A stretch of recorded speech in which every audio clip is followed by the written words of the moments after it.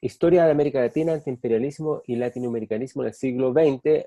Se refiere, ¿no es cierto?, a la relación que existe entre los países que llamamos de América Latina y los Estados Unidos, principalmente los Estados Unidos. El antiimperialismo podría ser, eh, para el periodo que nosotros vemos, digamos, también respecto de Inglaterra, en parte en Francia también podría verse en algunos lugares de América Latina, pero principalmente el siglo XX está más vinculado a lo que es Estados Unidos. Así que lo que vamos a ver ahora tiene que ver particularmente con la relación entre América Latina y los Estados Unidos a partir de estas nociones antiimperialista y latinoamericanista. Eh, Hay que decir que antes de comenzar esto, que las relaciones entre culturales, por así decirlo, entre América Latina y los Estados Unidos, uno la puede ver desde mucho antes, evidentemente, del periodo que estamos viendo acá. Hay eh, una construcción también de lo latinoamericano o lo americano del sur, como se le llamaba en el siglo XIX, frente a los Estados Unidos, y uno lo puede ver claramente cuando analiza y estudia a los viajeros, y también a las viajeras, que también hubo mujeres que van desde lo que sería actualmente América Latina, o se considera América Latina, a los Estados Unidos. Hay eh, un registro muy relevante de la mayor parte de los líderes de América Latina, que casi en su mayoría hicieron viajes por Europa, pero también por los Estados Unidos. Y hay algunos que dejan registros notables. Para el caso de Chile, hay dos muy relevantes. Uno es Benjamín Vicuña Maquena, que tiene su diario de viajes y le dedica una parte importante al viaje a los Estados Unidos. Eh, el, el, texto, ¿no es cierto?, de Vicente Pérez Rosales sobre la vida en Estados Unidos como inmigrante en la fiebre del oro es muy relevante para entender esta visión sobre América Latina y los Estados Unidos. Y por supuesto también están los textos de argentinos como Domingo Faustino Sarmiento, que también tiene sus viajes a los Estados Unidos, y algunos de otros países, sobre todo Colombia y México, por supuesto, México y de Brasil. Entonces, antes de comenzar a hablar de la relación entre América Latina y los Estados Unidos, hay que mirar primero toda esta visión de las Américas que se va construyendo a partir del siglo XIX, donde se empieza a ver esta separación entre una América una América anglosajona, principalmente en los Estados Unidos, y una América hispánica, que después va a tener esta categoría de Latinoamérica, que es un poco posterior, que es la que sobre todo se usa en los Estados Unidos hoy día para entender el fenómeno, y lo usamos nosotros también. Entonces acá tenemos dos temas. Un tema tiene que ver con la visión respecto del mundo americano anglosajón y cómo esa visión se ve, ¿no es cierto?, una suerte de frontera entre una América sajona y una América de origen principalmente hispánica. Y lo otro tiene que ver, ¿no es cierto?, cómo de esta perspectiva entre estas dos Américas se genera una noción de lo propio propiamente latinoamericano. O sea, en el latinoamericanismo, en parte, ¿no es cierto?, es una consecuencia de estas perspectivas frente a lo que a lo que son los Estados Unidos. Bien.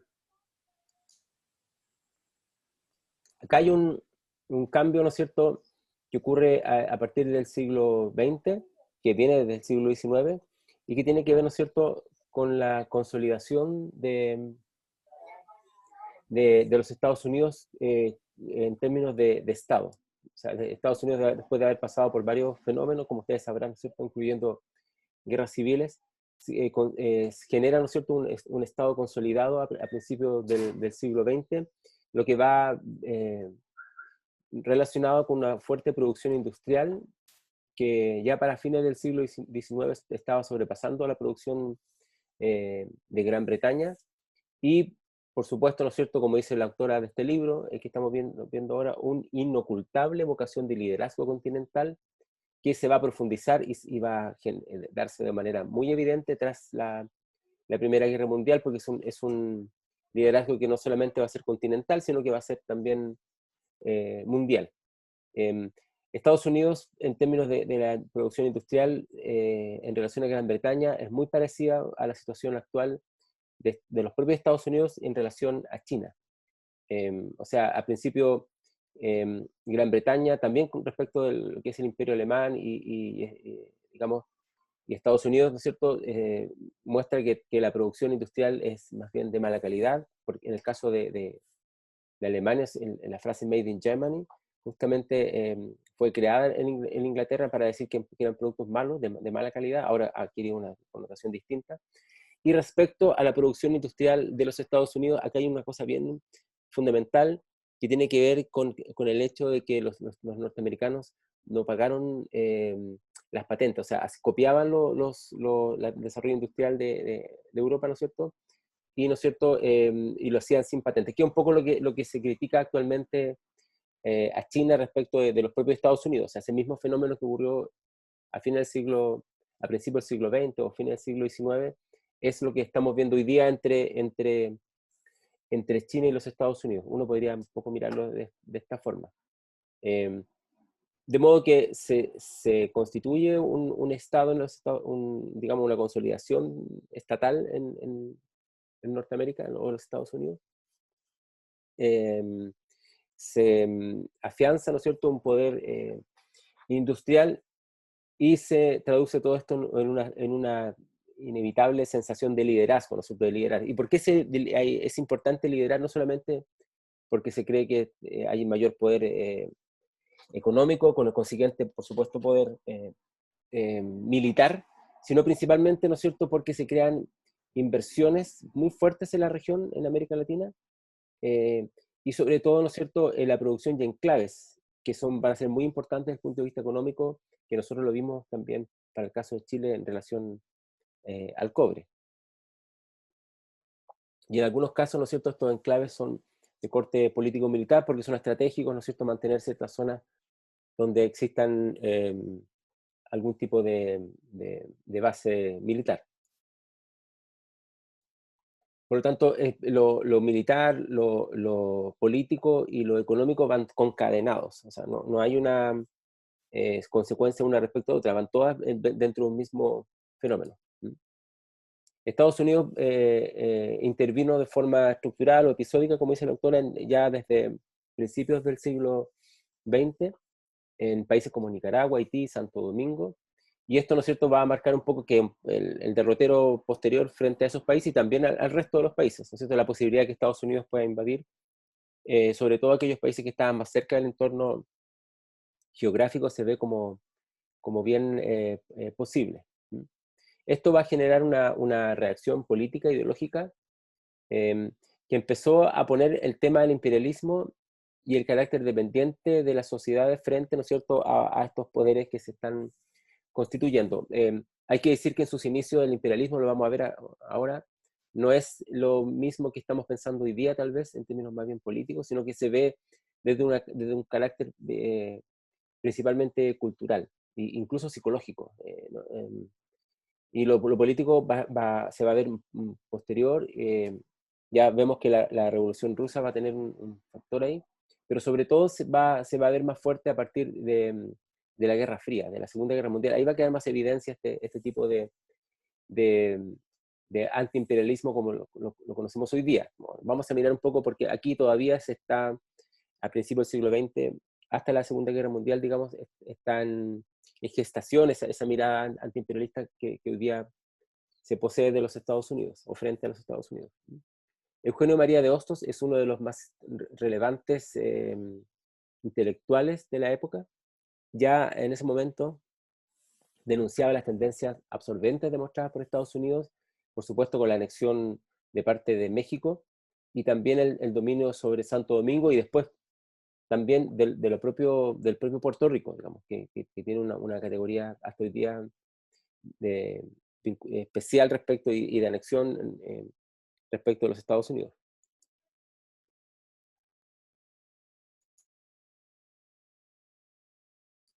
acá hay un intento por los Estados Unidos por construir una noción de que ellos le llaman pan-americanismo, o sea, de una visión de América como una suerte de unidad de todos. Aquí, no vi el chat, habla Andrés que Cuba también. Sí, Cuba, bueno, ahí vamos a mirar un poco a fin del siglo XIX, ¿no es cierto? Está justamente la guerra de los Estados Unidos contra España, ¿no es cierto?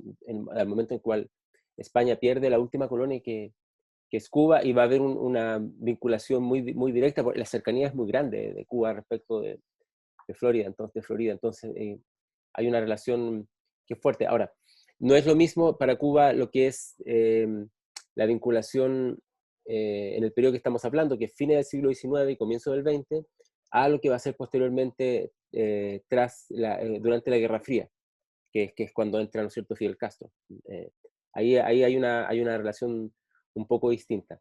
Pero yo diría, incluyendo a Cuba, yo diría que bueno que Andrés lo menciona, yo diría que en general esta primera vinculación de anexar territorio o de invadir territorio se da principalmente en el entorno geográfico más cercano a los Estados Unidos. Después vamos a ver que el dominio o que se puede ejercer posteriormente, sobre todo en el periodo de la Guerra Fría, donde aparece Cuba también, ¿no? Eh, Va a ser bajo el contexto de un fenómeno más global, donde Estados Unidos es uno de los líderes, digamos, de un mundo que se ve enfrentado a otro, ¿no es cierto? Que como ellos llaman el mundo libre frente al mundo al otro lado de la cortina de hierro. Es una frase que también sale desde acá, ¿no? En lo que era la antigua Unión Soviética y todos sus aliados. Entonces, todavía estamos en una primera versión acá de un antiimperialismo o de una anexión de los Estados Unidos de ciertos territorios, ¿no es cierto? Que todavía no se ve como un carácter global, todavía se ve como un carácter más, digamos, diríamos, americano, por así decirlo, del Nuevo Mundo. Y esta noción del panamericanismo justamente tiene que ver con esto. Aquí hay una ideología, ¿no es cierto?, que se llama en Estados Unidos del destino manifiesto, que asume, ¿no es cierto?, que las naciones poseen una suerte de misión histórica, para los cuales la expansión es deseable, legítima, ¿no es cierto?, y es natural y no puede ser, ¿no es cierto?, de otra manera porque va a venir de alguna forma. Esto no es tan raro porque es un poco la misma visión sobre la historia, que es una visión que lo hemos conversado acá, ¿no es cierto? Que tiene que ver em, con una visión, en realidad una visión, si lo ponemos en términos filosóficos, una versión hegeliana de la historia, en el sentido de que tiene un transcurso y un devenir. Yo sé que la iglesia también tiene una versión bajo la idea del plan divino, que también es un destino al cual uno no se puede, digamos, del cual uno no puede arrancarse de alguna manera. Sea como sea, ¿no es cierto?, tanto está en la versión religiosa del plan divino, sea la versión marxista de la disolución de las clases sociales por la dictadura del proletariado, ¿no es cierto?, o sea respecto de esto el destino manifiesto de los Estados Unidos, todas coinciden en la misma noción de que la historia tiene un devenir, tiene un transcurso y es inevitable. Eh, Eso es bien interesante que ustedes lo piensen porque tiene que ver con la visión de cómo es el tiempo histórico también.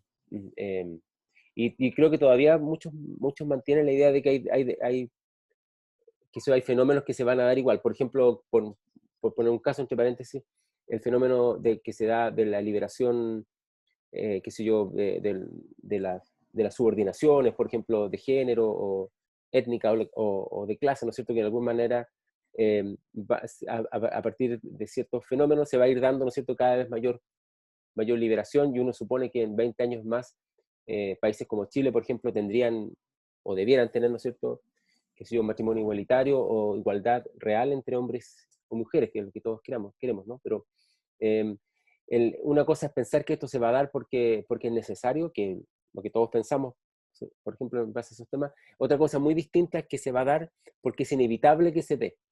Esa inevitabilidad eh, es, ¿no es cierto?, una noción hegeliana de la historia que dice, ¿no es cierto?, que, que la historia tiene un devenir.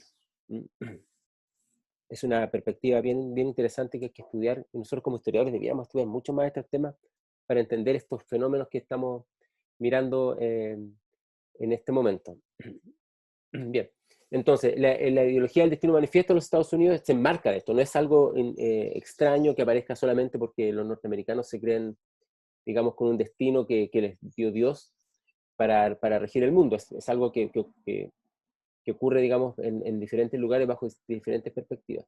El panamericanismo entra en esta idea del destino manifiesto porque Estados Unidos se ve como el que debe, ¿no es cierto?, liderar de esta gran unidad eh, de las Américas, que es mucho más amplia que la unidad de las Américas que planteó Bolívar. Obviamente el interés en América Latina está dado también por el interés fuerte a partir del desarrollo industrial en inversiones y de producción del capital, digamos, en dos sentidos. En un sentido de invertir en ciertas materias primas que son relevantes para el desarrollo industrial, no tanto, depende del fenómeno que estemos hablando. Por ejemplo, el caucho fue importante para comienzo del siglo XX y todo el desarrollo automovilístico, pero después cuando se reemplaza el caucho para hacer las llantas de los vehículos, ya eso deja de ser interesante. Nosotros lo vemos bien claramente con el cobre, ¿no es cierto? Y también en Bolivia, etcétera, pero también como fuente de inversión porque las inversiones que se van a dar a principios del siglo XX y bueno, desde el siglo XIX, que habían sido financiadas principalmente por Inglaterra, porque Inglaterra era el típico país, digamos, industrial grande que necesita sacar, digamos, liquidez, digamos, dinero desde su lugar, que es un poco lo mismo que le pasa a China en la actualidad, que necesita dar préstamos, en fin, por temas de equilibrios económicos. Eh, Frente a eso, entonces los Estados Unidos van a empezar también a invertir en América Latina. Primero en este entorno más cercano geográfico, como dije, y después, ¿no es cierto?, un poco más hacia el sur. Y entonces, la idea entonces de estas conferencias, como esta conferencia panamericana, ¿no es cierto?, era empujar todo este acercamiento a América Latina para este desarrollo industrial e inversión, y también para neutralizar la influencia económica y política de Europa, sobre todo la británica, ¿no es cierto?, en el subcontinente. Tras la emancipación, como ustedes recordarán, América Latina se abre al comercio mundial, aunque hay indicios de que eso ya venía de antes, ¿sí? Incluso en periodos, digamos, vinculados al Imperio Español, pero ahora se abre totalmente y ahí Inglaterra va a jugar un papel bien fundamental. Uno lo puede ver, por ejemplo, para el caso de Chile en Valparaíso, y podría mirar, ¿no es cierto?, la presencia británica en Valparaíso, y es realmente enorme, eso se ha estudiado bastante, y uno puede, ¿no es cierto?, advertir que hay una relevancia muy grande. Y aquí entonces, donde lo panamericano, liderado por Estados Unidos, era como una alternativa para frenar esta influencia europea. Esto tenía, ¿no es cierto?, evidentemente un asidero geográfico, es decir, somos parte del mismo territorio, una suerte de pertenencia hemisférica, a las que se suman razones estratégicas, económicas y geopolíticas que hacían, ¿no es cierto?, plausible la idea de constituir un gran conglomerado eh, llamado, ¿no es cierto?, o concebido como algo panamericano. Sin embargo, ¿no es cierto?, esto no va a tener el apoyo que va a requerir esta visión. Se hacen varias conferencias en la primera parte del siglo XX, por supuesto en México, que es más cercano, ¿no es cierto?, en Brasil, que es un país más grande, pero también en países más pequeños como Argentina, bueno, Argentina es grande, perdón, países más pequeños como Chile o Cuba, que es el entorno más cercano. Eh, Estas reuniones no tuvieron el éxito que se pensaba, es decir, según la autora, ¿no es cierto?, son delegaciones oficiales de los estados capturados por las oligarquías latinoamericanas, porque hay una profunda desconfianza hacia los Estados Unidos. Y uno puede ver esa desconfianza, ustedes leen, ya en el siglo XIX, si ustedes leen el relato de viaje de Benjamín Vicuña Maquena, que es súper interesante para entender esta mirada sobre los Estados Unidos, pueden, ¿no es cierto?, advertir que ya hay una fuerte, digamos, desconfianza, como aparece acá, ¿no es cierto?, en el texto. uno de los primeros que comenta todas estas perspectivas y que es bien relevante por sus visiones, ¿no es cierto?, va a ser José Martí. Nicolás Ortiz habla que las cartas de Portales también evidencian, me imagino que te estará refiriendo a esta desconfianza hacia Estados Unidos, porque vi recién el chat. Sí, ok, gracias. Entonces, sí, esa desconfianza hacia los Estados Unidos también se ve en muy temprano, estamos hablando del siglo XIX. O sea, ya desde el siglo XIX se desconfiaba eh, de este Estado que podía, ¿no es cierto?, de alguna forma amenazar la estabilidad de las nuevas repúblicas. ¿Mm? Bueno, como decía Martí, es uno de los primeros que comenta, ¿no es cierto?, Martí, ustedes saben, estas conferencias. Martí vivía en Estados Unidos, vivió gran parte justamente ahí en ese lugar de su vida, digamos. Ya alertaba sobre la importancia de las conferencias estas que podían significar y su idea fundacional de crear, ¿no es cierto?, una visión panamericana. Una de las cosas que propone y que critica justamente Martí era la intención de Estados Unidos de tener una suerte de mercado común, y diríamos una suerte de mercado común como el mercado común europeo actual, donde habría solamente una moneda, que sería el Columbus, que tendría, ¿no es cierto?, una expresión legal en toda América, y eso era interesante para los Estados Unidos porque ya lo estaban mirando, que los cambios de monedas alteran siempre o pueden traer desequilibrios económicos, y por eso la Comunidad Europea, ¿no es cierto?, tiene una moneda que es el euro, justamente por lo mismo. Entonces, si se va a constituir una unidad político-económico, hay que tener una moneda. Frente a eso se puso Martí y aparecen esas publicaciones en Buenos Aires, pero también en otros textos y en sus cartas también uno puede ver. Eh, y más bien propugna una libertad de comercio y la idea de la multilateralidad de los países americanos, porque, ¿no es cierto?, no era muy aconsejable que solamente se negociara y se vinculara con los Estados Unidos cuando tenía toda la posibilidad de, por ejemplo, participar, cosa que Brasil y Argentina hizo después, justamente en lo que se llama el circuito o el sistema atlántico. ¿Mm? Por lo tanto, la cercanía con la zona del Atlántico, ¿no es cierto?, hacía una vinculación que va a ser mucho más fuerte cuando se generen nuevas técnicas de transporte marítimo y sobre todo cuando se creen, ¿no es cierto?, formas de refrigeración que va a permitir que, por ejemplo, Argentina venda una enorme cantidad de carne en Europa, cosa que habría sido impensado hace un siglo atrás, digamos. Y entonces Martí claramente ve que no era aconsejable que América Latina solamente se vinculara comercialmente con los Estados Unidos, porque dejaba todo ese espacio europeo, ¿no es cierto?, eh, sin vinculación, y era algo que finalmente generaba más dependencia respecto de los Estados Unidos. Una de las cosas, ¿no es cierto?, que aparece con estas lecturas que hace Martí, interpretaciones, es que descubre las intenciones del capital de los Estados Unidos. ¿Qué intenciones tenía respecto del control de América, por ejemplo, América del Sur o de las Américas, pero también la debilidad que tienen los países, las nuevas naciones para enfrentar esto, ¿no es cierto?, con una posición común? O sea, que tomen una posición común y enfrenten a los Estados Unidos. Esos dos elementos, ¿no es cierto?, van a quedar muy, muy claros para él en este tiempo. ¿Mm? La fundación del Partido Revolucionario Cubano y la guerra de independencia de Cuba, ¿no es cierto?, van a hacer que Martí vuelva a los ideales del primer pensamiento de la independencia en, en Cuba. Y en ese marco aparece su famoso texto Nuestra América, a fines del siglo XIX, donde va a apelar a una visión continental bolivariana, que es muy distinta, ¿no es cierto?, a una visión panamericana. O sea, justamente nuestra América se refiere a la América latina versus Panamérica, que era la visión de los Estados Unidos liderada por ellos mismos. Entonces, acá entonces se buscan legitimidad, eh, se buscan arraigos, ¿no es cierto?, de una visión un poco más amplia, que vincula lo que estaba ocurriendo a fines del siglo XIX y comienzos del XX con lo que ocurrió, ¿no es cierto?, en los inicios de la independencia. Esta influencia del texto Nuestra América va a ser muy grande, hasta hoy día, digamos, va a tener eh, una repercusión, y hay que mirarlo acá, ¿no es cierto?, en un plano político-cultural, porque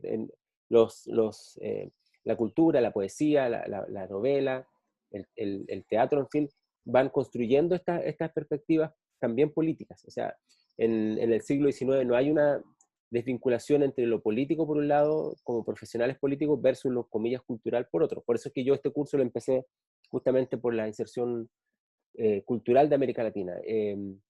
Y Rubén Darío efectivamente es un poeta, pero por ejemplo uno puede ver Domingo Faustino Sarmiento, el propio Benjamín Vicuña Maquena, que están en esos ámbitos. Benjamín Vicuña Maquena es historiador, al mismo tiempo es un político de relevancia, y qué hablar del propio Domingo Faustino Sarmiento, que llegó a ser presidente de la Argentina. Entonces, hay una relación muy fuerte entre lo poético, lo político y digamos, lo intelectual, así que hay que mirarlo siempre en esta intersección, no por separado. Y por eso es importante mirar, bueno, también es importante mirarlo porque es importante la poesía, evidentemente, pero es importante mirar a los poetas, como Rubén Darío. Él, ¿no es cierto?, en su poema a Roosevelt, entonces, se, digamos, se vincula con estas perspectivas martianas. Manuel Ugarte, por su parte, dedicó numerosos escritos, una suerte de prédica contra las pretensiones hegemonistas de Estados Unidos. O sea, se va viendo ya esta relación entre Estados Unidos y una desconfianza de ese país. Y aquí nuevamente aparece, ¿no es cierto?, la idea de la unidad latinoamericana, y aparece y se acuña, ¿no es cierto?, una palabra que hasta hoy día se habla, ¿no es cierto?, de la patria grande. O sea, la patria que es la que provocó la independencia de los países, ¿no es cierto?, Chile, Argentina, Brasil, bla, bla, bla, bueno, Ecuador, sería como la patria pequeña, y la patria grande sería como toda América Latina, ¿no es cierto?, que se une para enfrentarse a este poder del país del norte. Y aquí va a haber entre los modernistas de comienzo del siglo, porque hay toda una corriente literaria que es re interesante de estudiar, José Enrique Rodó. Este personaje, este intelectual, y ustedes lo pueden, me gustaría que alguno tal vez se interesara por él, es uno de los más relevantes con su texto Ariel, publicado en 1900, donde va a plantear algunos de los aspectos muy eh, hasta hoy día buscados para entender las diferencias entre ambas Américas. Tal vez ustedes conocen el texto o conocen la versión de Ariel Calibán, ¿no es cierto? Y muestra, ¿no es cierto?, este binomio de dos figuras, ¿no es cierto?, que son simbolizadas por Rodó, para ver, ¿no es cierto?, las diferencias entre la América anglosajona y la América hispánica, o diríamos hoy día América más bien latina, para incluir también países francos o lusos, como lusohablantes como Brasil. Eh, bueno, aquí se expresan conceptos que hoy día asociaríamos con el concepto de América Latina, ¿no es cierto? Hay una versión que lee Rodó de Renan, Ernst Renan, que lo hemos visto nosotros para el siglo XIX, para el estudio de las naciones, bien relevante. Eh, y, ¿no es cierto?, es de alguna forma interpretado por Rodó. Y aquí entonces se crea una dicotomía, ¿no es cierto? Es un binomio entre una América espiritualista, idealista, que es representada por Ariel, que se enfrenta a una América pragmática, materialista, que es representada como el Calibán por los Estados Unidos. Hay una expresión epigramática, ¿no es cierto?, de caníbal, Calibán, también, ¿no? Eh, por supuesto que Ariel representa, ¿no es cierto?, todo lo positivo, la elegancia, el ideal, la belleza, el buen gusto, la espiritualidad, y América Latina, ¿no es cierto?, es simplemente el genio pragmático, utilitarista, sensual, porque obedece, ¿no es cierto?, a lo físico, y más bien torpe. Ya esto uno lo puede ver, como les decía, en los viajeros de mediados del siglo XIX de América Latina, lo puede ver, ¿no es cierto?, en el propio Benjamín Vicuña Maquena, pero acá queda muy claro, queda muy definido y va a tener esta relevancia que yo le estoy comentando. Ahora, se ha interpretado, yo puedo poner el texto si a ustedes les interesa en un curso, el texto de Ariel. Tal vez deberían leerlo, deberían darle una vuelta a este texto si tienen el interés para entender estas perspectivas de lo latinoamericano, como vinculadas con esta visión de Ariel. Lo que está detrás de estas perspectivas se ha estudiado, ¿no es cierto?, de esta forma, es el rumbo y el horizonte que está tomando la modernización en América Latina. Es decir, cuando se critica a los Estados Unidos, cuando se critica esta visión pragmática, utilitarista de los Estados Unidos, en el fondo se está criticando un fenómeno que tiene que ver con la modernización. Porque justamente Estados Unidos es hasta hoy día en parte, ¿no? Sí, yo creo que hasta hoy día es el gran, espera, voy a tener que hacer un pequeño, voy a pausar la grabación. Claro, la preocupación va a ser más fuerte respecto no solamente de lo que es Estados Unidos y lo que representa Estados Unidos, sino por sobre todo de lo que es el rumbo que toma la sociedad latinoamericana frente a la modernidad. Y como decía, Estados Unidos va a jugar un papel muy fuerte en términos de liderar un tipo de modernidad. Ya hemos estado hablando acá un poco de la modernidad cuando vimos el tema de la sociedad de masas, por ejemplo, y es interesante ver cómo la cultura de masas que nosotros manejamos hasta hoy día, la cultura pop, digamos, la cultura vinculada qué sé yo, a la música, en fin, a varios otros aspectos, lo hemos estado mirando para este curso principalmente en el cine. No vimos la música, pero podríamos entrar, ¿no es cierto?, en ese tema también. Si uno ve el papel que juega, ¿no es cierto?, de la música popular, desde el principio del siglo, un tipo de música, hasta el rock, ¿no es cierto?, de la posguerra, digamos de los años 60, etcétera, va a tener, ¿no es cierto?, una perspectiva Estados Unidos vinculada a la modernidad. Y esto es lo que critica, según muchos autores, en el fondo, Rodó. La preocupación, ¿no es cierto?, tiene que vernos con el ingreso de las masas, porque las masas, las multitudes, mostraban, ¿no es cierto?, ahí se bajó el gato, mostraban los desbordes y los excesos de la democracia. Entonces, la posibilidad de que se constituyesen un sistema político también como era en Estados Unidos, porque se ve como algo muy negativo. Esta es una visión muy de las élites frente a los Estados Unidos, hay que decirlo. ¿Mm? Cuando el propio Benjamín Vicuña Maquena va a los Estados Unidos, y también le pasa a Sarmiento, de otra manera, pero sobre todo a Benjamín Vicuña Maquena, que se parece más a este de Ariel, lo que le da lo que complica mucho, por ejemplo, que nos hagan distingo entre la primera y la segunda clase en el transporte público, que él tenga que ir como representante de la aristocracia chilensis o elites, tenga que ir sentado al lado de personas que pagaron el mismo precio por el pasaje. Eso le complica muchísimo. Esta visión igualitaria de los Estados Unidos frente a cómo conciben su democracia, por lo menos en la teoría, a él le resulta muy complejo. Y cuando uno mira y lee a Ariel, es más o menos la misma perspectiva. ¿En qué medida, no es cierto, los excesos de la democracia, y con excesos se refiere a que participen personas que no debieran participar en las decisiones políticas, según la perspectiva de ellos? Por supuesto, hoy pensamos totalmente distinto y todo lo contrario, pero comienzo del siglo XX, la idea que la política, la democracia era constituida y conformada por aquellos que se sentían como los únicos capaces de hacerlo y los únicos dados por una suerte de destino a construir lo que era la clase alta. Entonces, la influencia de los Estados Unidos no solamente eran inversiones, eran, ¿no es cierto?, una suerte de dominio económico, sino también podía ser, ¿no es cierto?, la posibilidad que el igualitarismo de los Estados Unidos permeara también a la sociedad de América Latina.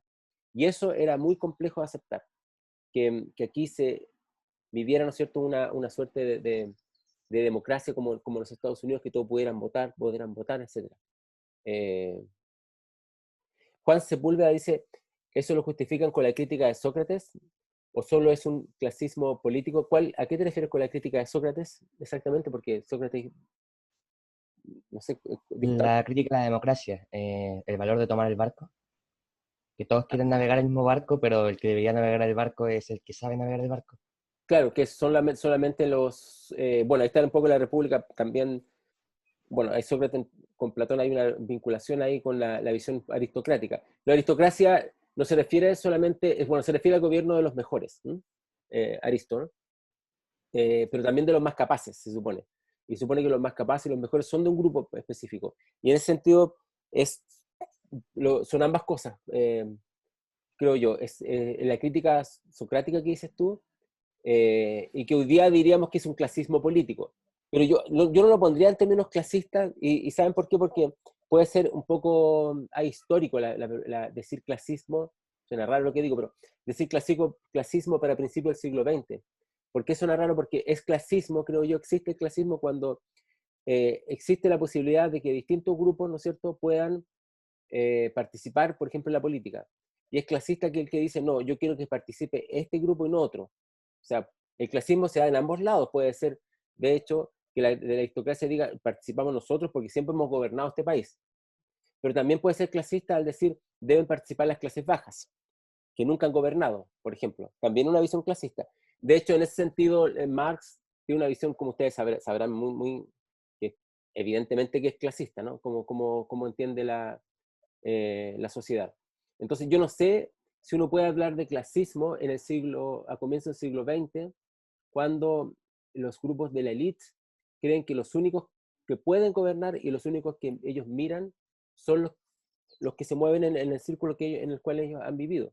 O sea, si hoy día hablamos en Chile de que existen guetos, digamos, en el comienzo del siglo XX, eh, era la manera de constituirse como políticamente.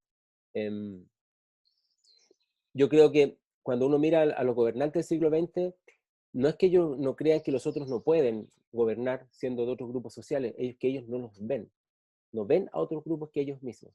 ¿Mm?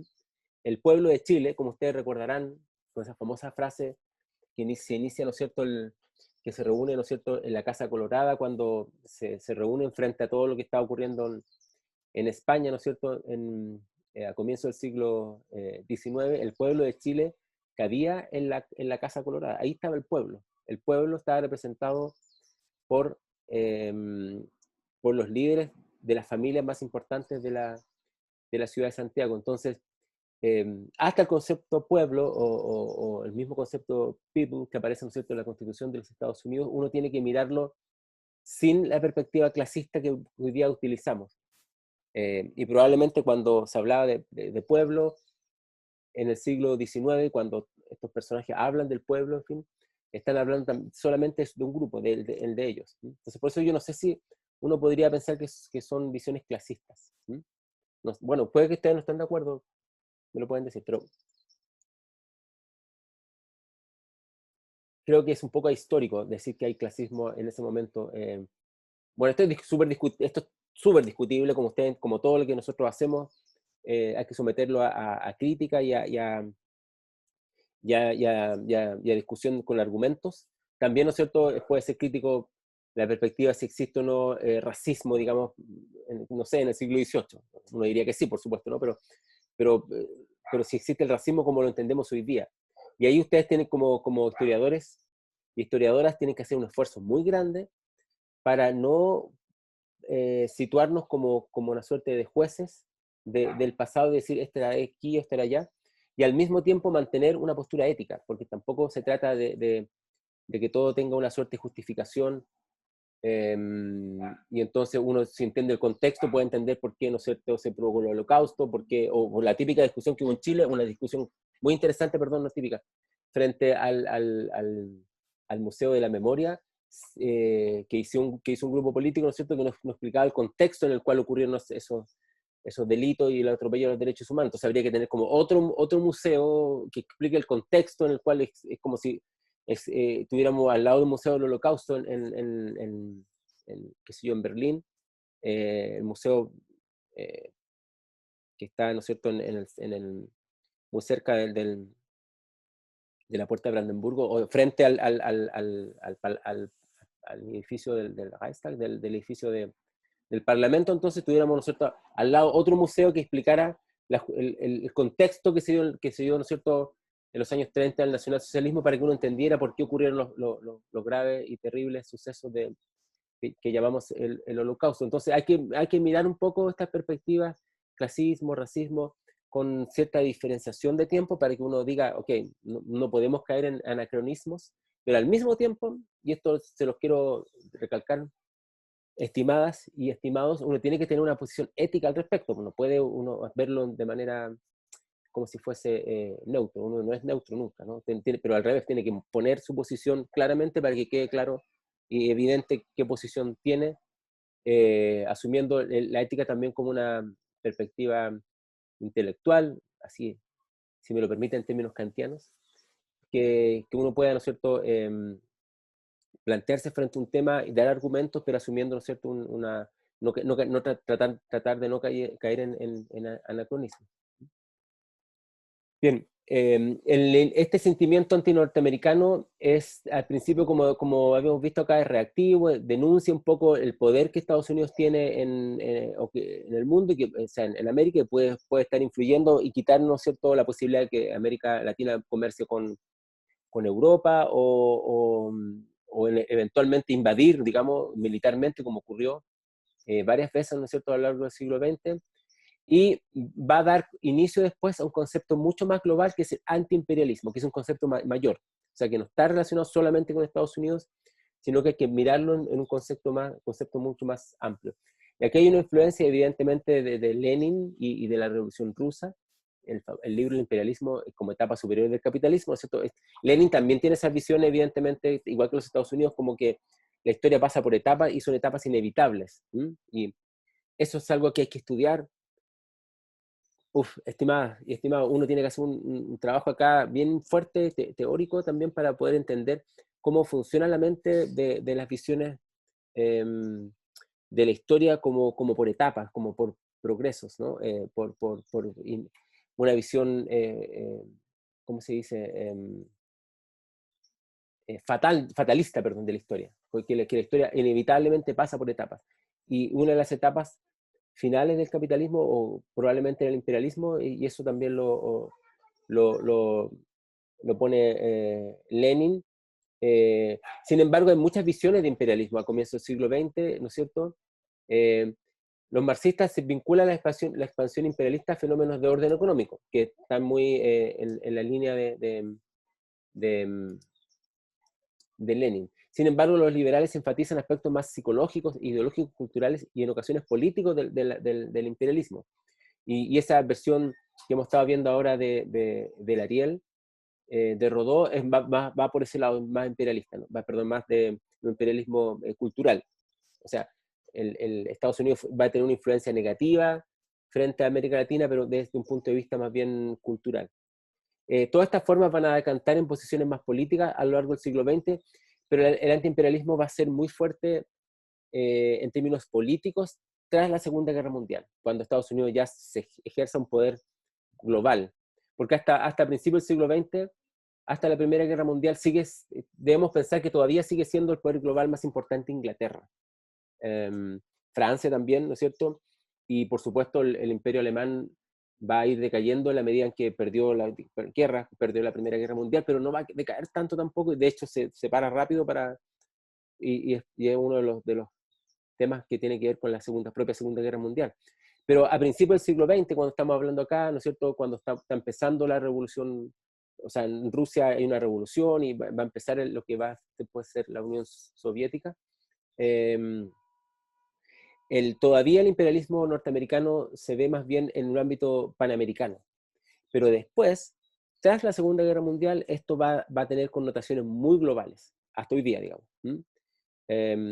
Y ahí entonces las posiciones antiimperialistas van a tomar un cariz mucho más político, en parte, ¿no es cierto?, marxista, en la medida en que el marxismo y los marxistas se vinculan con la Unión Soviética, con todo el sector durante la Guerra Fría vinculado, ¿no es cierto?, a ese mundo, digamos, y va a tener, ¿no es cierto?, una actitud de esa perspectiva, ¿cierto?